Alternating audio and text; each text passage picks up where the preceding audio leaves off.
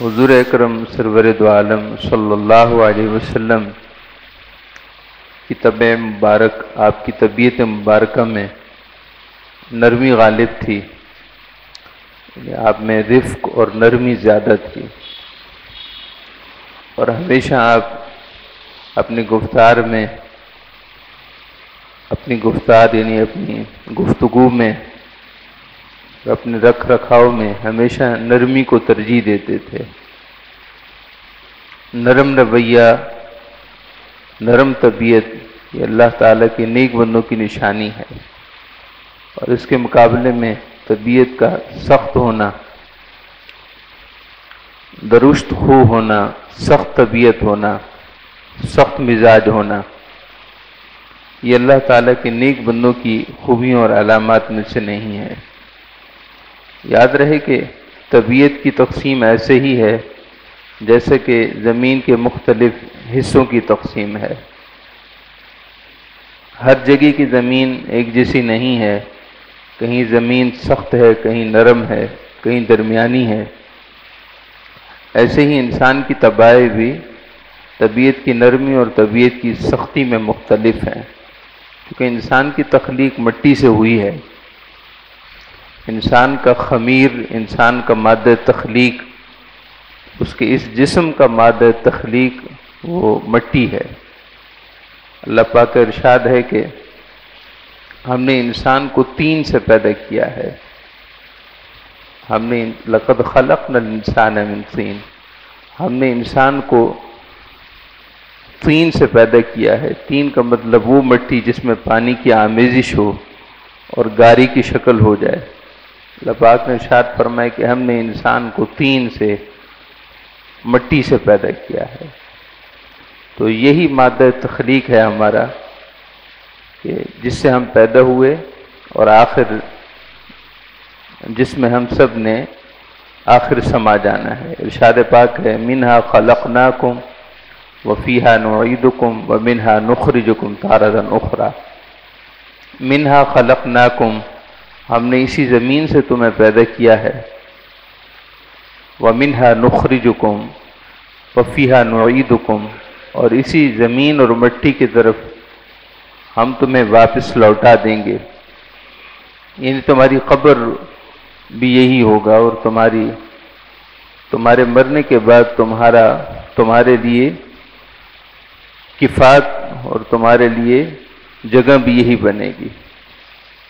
وَمِنْهَا نُخْرِجُكُمْ تَارَةً أُخْرَىٰ، اور قیامت کے دن ہم تمہیں دوبارہ اسی زمین سے، اسی مٹی سے پیدا کریں گے۔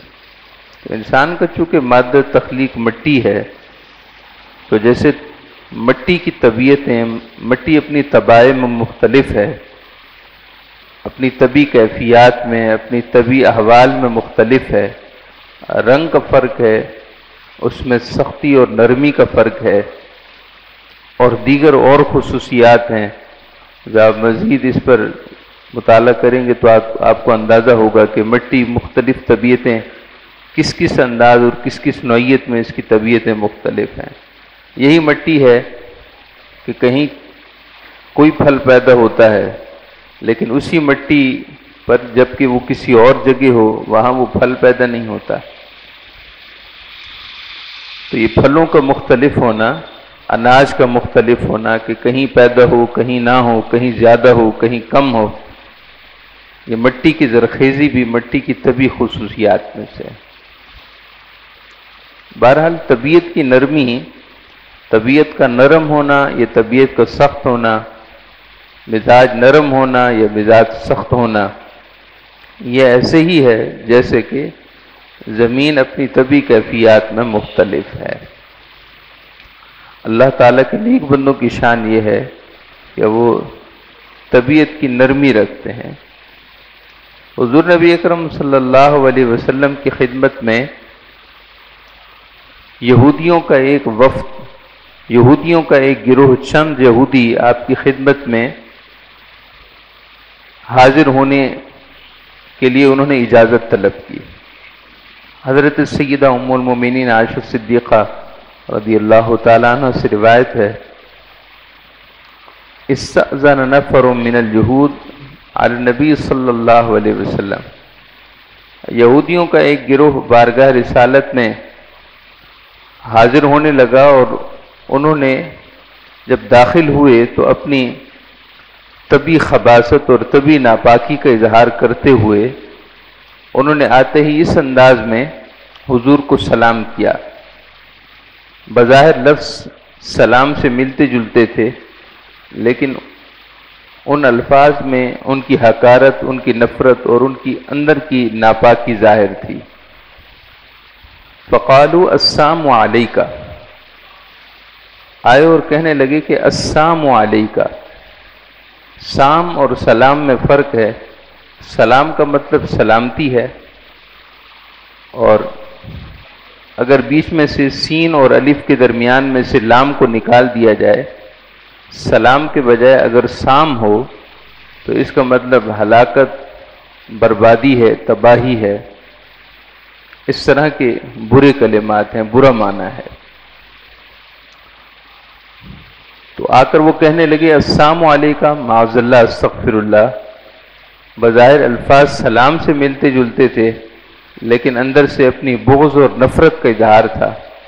نبی اکرم صلی اللہ علیہ وسلم نے ان کے اس کلمات کے جواب میں صرف اتنا فرمایا، وعلیکم، علیکم کا مطلب تم پر، وعلیکم اور تم پر بھی۔ سیدہ ام المؤمنین عائشہ صدیقہ رضی اللہ عنہا ارشاد فرماتی ہیں کہ جب میں نے یہودیوں کا اس انداز میں آنا اور اس طرح ضرر اور حضور کی شان مبارک کے خلاف کلمات سنے تو مجھ سے برداشت نہ ہوا، تو میں نے جواباً کہا وعلیکم السلام واللعنہ، تم پر بربادی ہو، تم پر لعنت ہو۔ تم کون ہوتے ہو کہ اس طرح کے کلمات حضور کی بابرکت ذات کے لیے استعمال کرتے ہو؟ تم ہی پر بربادی ہو اور تم ہی پر لعنت ہو۔ نبی اکرم صلی اللہ علیہ وسلم نے ارشاد فرمایا، یا عائشہ ان اللہ تعالی یحب الرفق فی الامر کلی۔ عائشہ، ان کی تو طبیعت میں نفرت ہے، طبیعت میں خباثت ہے، ان کے اندر جو کچھ تھا انہوں نے وہی ظاہر کیا ہے۔ آپ کو چاہیے کہ آپ اپنی طبیعت کو ان کی بری طبیعت کی وجہ سے نہ بدلیں، اپنی طبیعت کو رفق اور نرمی کے ساتھ رکھیے، اپنی طبیعت اور اپنے مزاج کی بلندی کو قائم رکھیے۔ دوسروں کے مزاج کی خرابی کی وجہ سے آپ اپنا مزاج نہ بدلیں۔ یہ بہت بڑا اصول ہے، بہت بڑا ضابطہ ہے نظام اخلاقیات میں، کہ انسان کے اخلاق بگڑ کیوں جاتے ہیں۔ ایک یہ ہے کہ اخلاق ہی بگڑا ہوا ہے، اس کی بات نہیں ہے۔ بات یہ ہو رہی ہے کہ اخلاق اچھا ہو اور پھر بگڑ جائے، ایسا کیوں ہوتا ہے؟ اس میں بنیادی طور پر ماحولیاتی اثرات زیادہ مترتب ہوتے ہیں۔ یعنی جن کے ساتھ ہم اٹھتے بیٹھتے ہیں، جن کے ساتھ ہمارا لین دین ہے، معاملہ ہے، ان کی وجہ سے ہمارے اخلاق گر جاتے ہیں۔ چونکہ برے اخلاق والوں کے ساتھ بیٹھیں گے تو جواباً ہم برا اخلاق اختیار کریں گے۔ مثلا ایک شخص گالم گلوچ نہیں کرتا، اس نے اپنی زبان کو صاف ستھرا رکھا ہے بچپن سے، ماں باپ کی تربیت یہی تھی، اساتذہ کی تربیت یہی تھی کہ بیٹا گالم گلوچ نہیں کرنی، اچھی بات نہیں ہے۔ گالم گلوچ کا مطلب یہ ہوا کہ کسی کو لعن طعن کرنا، کسی پر بہتان تراشی کرنا، کسی کے ماں باپ کے بارے میں غلط بات کرنا، اس کے خاندان کے بارے میں غلط بات کرنا، یا اس کے کردار پر غلط بات کرنا۔ گالم گلوچ لعن طعن یہی ہے، اور کون سی چیز ہے؟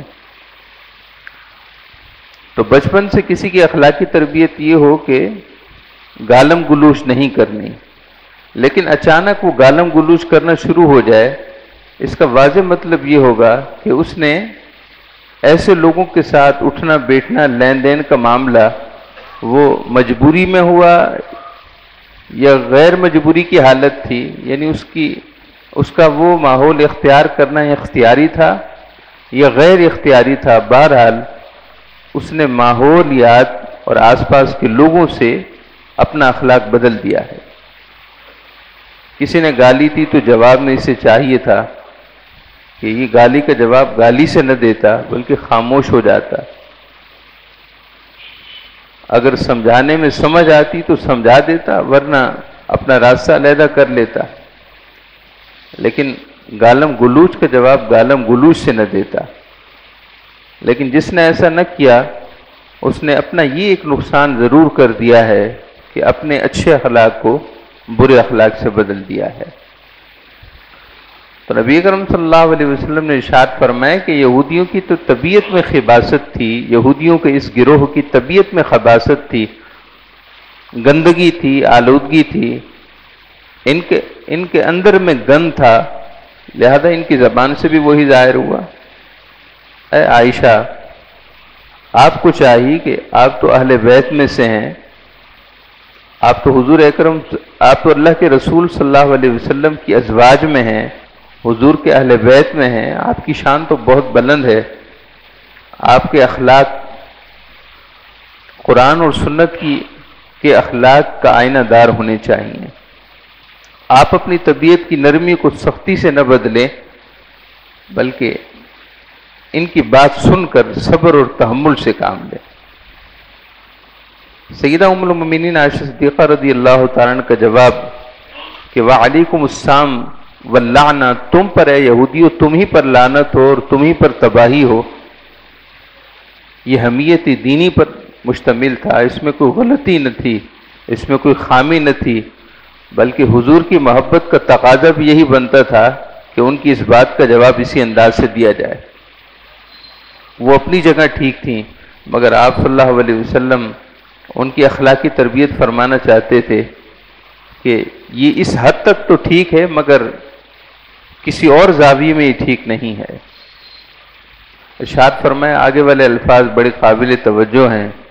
ارشاد فرمائے کہ یا عائشہ ان اللہ تعالی یحب الرفق فی الامر کلی، اے عائشہ اللہ تعالیٰ کو ہر معاملے میں نرمی بہت پسند ہے، اللہ تعالیٰ کو ہر معاملے میں نرم دلی، نرمی بہت پسند ہے۔ اور یاد رکھیے کہ نرم دلی، نرمی اصل میں دل کی کیفیت ہے۔ دل نرم ہوتا ہے تو پھر گفتگو اور چال چلن اور مزاج میں اور اخلاقیات میں خود بخود نرمی آ جاتی ہے۔ رفق اصل میں یہ دل کی کیفیت کا نام ہے۔ جن کے دلوں کو اللہ تعالیٰ نے نرمی دی ہے ان کے ظاہر اور باطن میں نرمی پیدا ہوتی ہے۔ اس بات کو آپ خاص توجہ سے سماعت فرمائیں، درود پاک پڑھیے، اللہم صلی وسلم وبارک علی سیدنا۔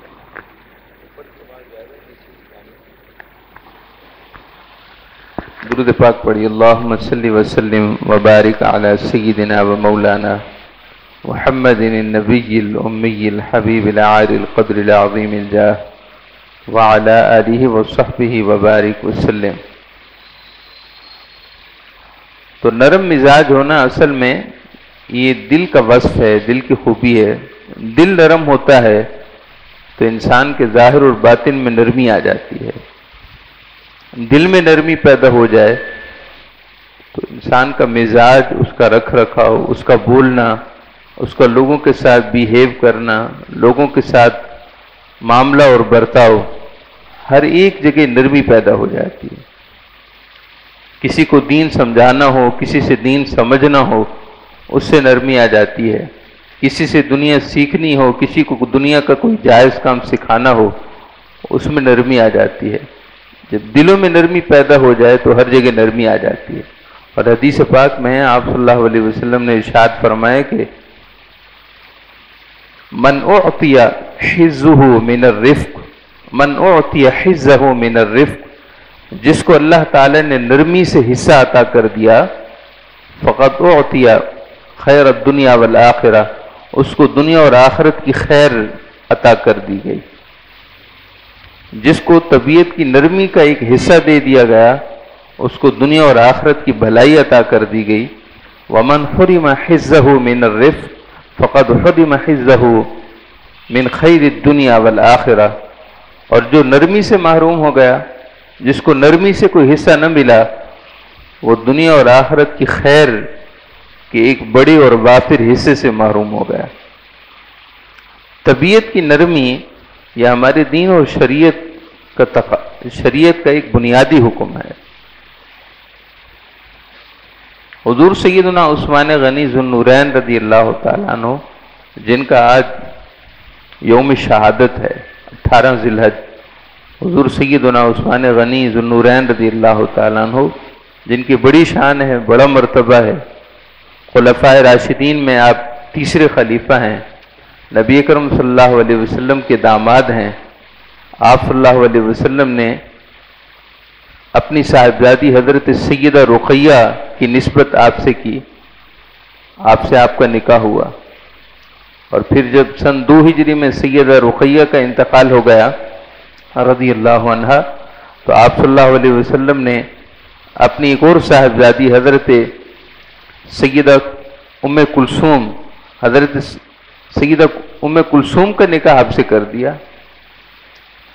اور پھر جب آپ کا 9 ہجری میں آپ کا بھی انتقال ہو گیا تو حضور نے ارشاد فرمایا کہ اگر اس وقت میری کوئی اور بیٹی ہوتی کہ جن کا نکاح نہ ہوا ہوتا تو ان کا نکاح بھی میں عثمان غنی سے کر دیتا۔ اسی وجہ سے آپ کو ذو النورین کہتے ہیں۔ سیدنا عثمان غنی ذو النورین رضی اللہ تعالیٰ عنہ کی شان جو قرآن میں اشارۃ النص میں بیان ہوئی ہے وہ یہی ہے کہ رحماء بینہم، اللہ تعالیٰ نے آپ کے دل کو نرمی میں ایک امتیازی شان عطا کی تھی۔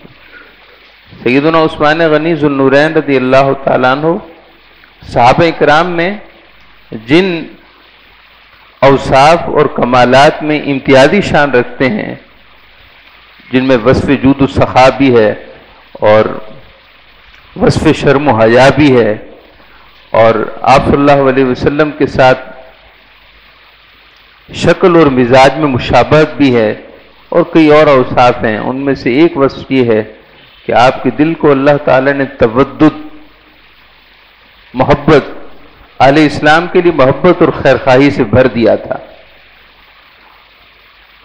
صحابہ کرام اور اہل بیت میں اگر کوئی ایک بھی پریشان ہوتا تو اس کی پریشانی کی وجہ سے آپ پریشان ہو جاتے، اور حضور کا وہ ارشاد گرامی ارشاد فرمائے کہ مسلمانوں کی باہم محبت کی مثال ایسے ہے جیسا کہ ایک دیوار میں چنی گئی اینٹیں ہیں، ایک دیوار کی مختلف اینٹیں جیسا کہ ایک دوسرے کو سہارا دیتی ہیں، مسلمانوں کی مثال، مسلمانوں کی معاشرت کی مثال ایسی ہے۔ اس کی سب سے بڑی مثال سیدنا عثمان غنی ہے۔ اگر اہل مدینہ صحابہ کرام اہل اسلام کو پانی کی قلت کا معاملہ درپیش تھا تو سیدنا عثمان غنی کا دل مضطرب ہو گیا کہ میرے پاس تو غنا ہے، میں تو پانی خرید لیتا ہوں، لیکن ان اہل اسلام صحابہ و صحابیات اور اہل بیت کا گزر بسر کیسے ہوتا ہوگا جو ویسے ہی تنگ حالی اور خستہ حالی کا شکار ہیں، اور وہ یہودی جس کے پاس بیر روما ہے وہ بڑے مہنگے داموں پانی فروخت کرتا ہے، مسلمانوں کو گزر بسر کیسے ہو رہا ہے؟ آپ نے ان کے دکھ کا احساس کیا، ان کی پریشانی پر آپ پریشان ہو گئے۔ یہ معاشرتی احساس ہے، اسلامی معاشرت کا احساس ہے جو سیدنا عثمان غنی ذو النورین رضی اللہ تعالیٰ عنہ کو اللہ تعالیٰ نے فطری عطا کیا تھا۔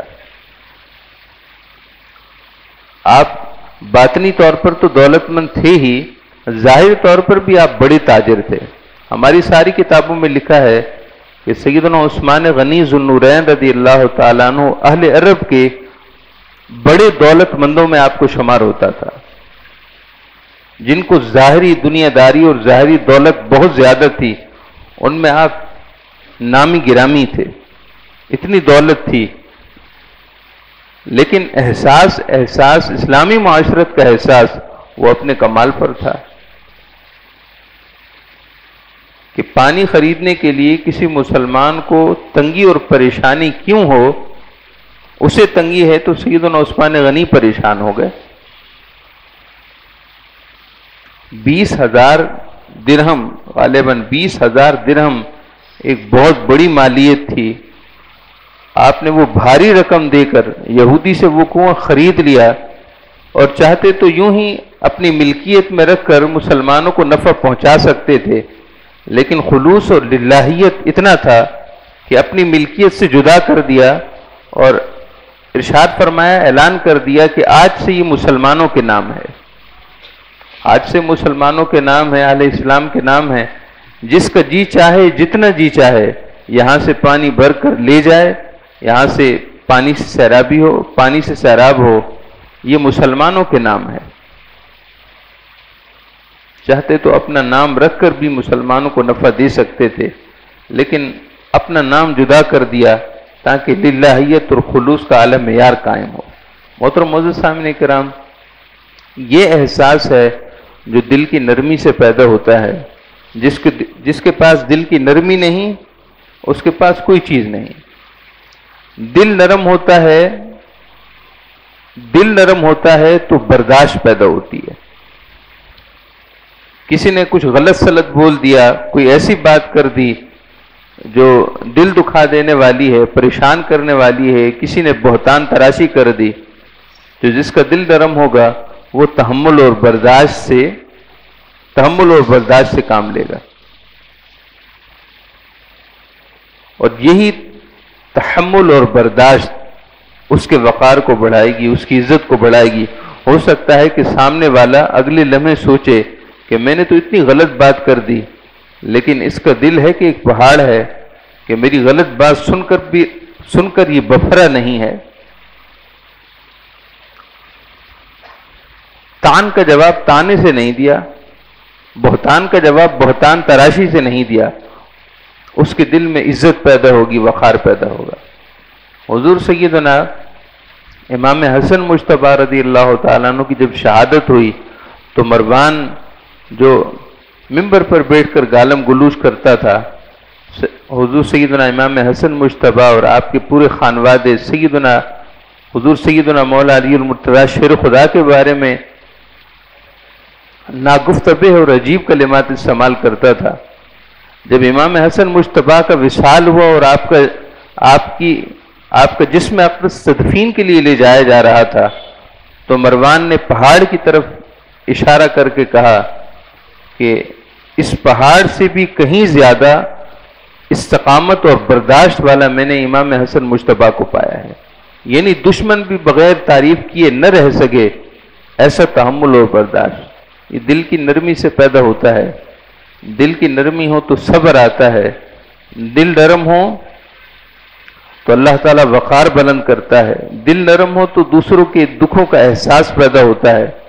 اس کے برعکس اگر دل سخت ہو تو انسان اپنی دنیا میں گم رہتا ہے، کسی کو کیا ملا نہیں ملا کتنا ملا اس کی کوئی پرواہ نہیں۔ اگر دل سخت ہو تو یہی کیفیت ہوتی ہے۔ اس وقت صورتحال کچھ ہمارے ساتھ، ہم سب کے ساتھ یہی ہے کہ ہم اپنے مفادات کو حاصل کرنے کے لیے ہم نے دوسروں کو بھلا دیا ہے۔ ایسا لگتا ہے کہ دنیا میں صرف ہم ہی جیتے ہیں، کوئی اور جیتا ہی نہیں۔ حضور نے تو یہ ارشاد فرمایا کہ صلی اللہ علیہ وسلم کہ مسلمانوں کی باہمی معاشرت کی مثال ایسے ہے کہ اگر کوئی ایک دکھی ہو تو سارے لوگ دکھی ہو جائیں۔ ارشاد فرمایا کہ ایک جسم کی مثال ہے کہ اگر آنکھ درد محسوس کرے تو پورا جسم کرب اور تکلیف میں رہتا ہے، اگر آنکھ درد محسوس کرے تو پورا جسم رات بھر بے آرام رہتا ہے۔ حالانکہ درد اور تکلیف تو آنکھ کو ہے، مگر جسم کو کیا پڑی ہے کہ جسم ساری رات سو نہیں سکا، جسم ساری رات سکون نہیں پا سکا۔ وہ اس لیے کہ اگرچہ اعضاء جدا جدا ہیں مگر سب ایک ہو کر جسم تو ایک ہے۔ ٹھیک ہے کہ منہ ایک آنکھ سے علیحدہ عضو ہے، کان آنکھ سے ایک علیحدہ عضو ہے، ہاتھ پاؤں اور جسم کے دیگر اعضاء آنکھ سے علیحدہ عضو ہیں، مگر یک جان اور یک جسم ہو کر جسم تو ایک ہی ہے۔ لہذا اگر آنکھ درد میں ہے تو صرف آنکھ درد محسوس نہیں کر رہی، پورا جسم اس درد کی کیفیت سے دوچار ہے۔ مسلمانوں کی باہمی معاشرت کی مثال تو ایسی ہونی چاہیے۔ حضور سیدنا علی مرتضیٰ شیر خدا رضی اللہ تعالیٰ عنہ کے پاس حق مہر کے لیے رقم دستیاب نہ ہو سکی تو یہی سیدنا عثمان غنی تھے جنہوں نے پیش کر دی تھی، رقم پیش کر دی تھی، ڈھال پیش کر دی تھی۔ وہ ڈھال انہوں نے خرید لی سیدنا علی مرتضیٰ سے اور وہ رقم انہیں حق مہر والی مہیا کر دی۔ جب یہ معاملہ طے پا گیا تو بعد میں انہوں نے وہ ڈھال بھی انہیں واپس کر دی۔ باہمی محبت اور رحم دلیاں تو یہ تھیں۔ رحماء بینہم کی اعلیٰ مثال تھے سیدنا عثمان غنی ذو النورین رضی اللہ تعالیٰ عنہ۔ غزوہ تبوک کا سفر درپیش ہے۔ سفر گرمیوں کا تھا اور دور کا سفر تھا، زادرہ اور سواریاں بھی دستیاب نہ تھیں۔ سیدنا عثمان غنی نے 300 اونٹ ساز و سامان سمیت پیش کر دیے۔ دوبارہ حضور نے ترغیب دلائی تو 300 اونٹ مزید پیش کر دیے، پھر 300 اونٹ مزید پیش کر دیے اور 100 گھوڑے مزید پیش کر دیے، اور دینار اور دراہم کی تعداد علیحدہ تھی۔ یہ سب کیا تھا؟ یہ سب اس وجہ سے تھا کہ انہیں دینی حمیت اور دینی غیرت تھی۔ وہ مسلمانوں اور اپنے درمیان کوئی فرق نہیں رکھتے تھے، وہ ایک جسم کی مثال سمجھتے تھے۔